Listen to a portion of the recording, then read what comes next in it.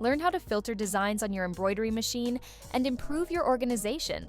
We'll show you how to do it step by step. To choose the order in which your designs appear on the panel, simply go to the main menu. Enter the pattern menu, and on the right side, you'll find an icon with a clock and 2 downward arrows. Tap on this icon. Next, 3 columns will appear with options to organize your designs.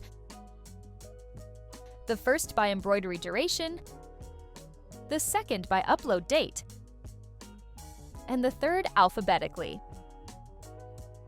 Your selection will determine how your designs are arranged. And that's it! Keeping your designs well organized will help you work faster and more efficiently.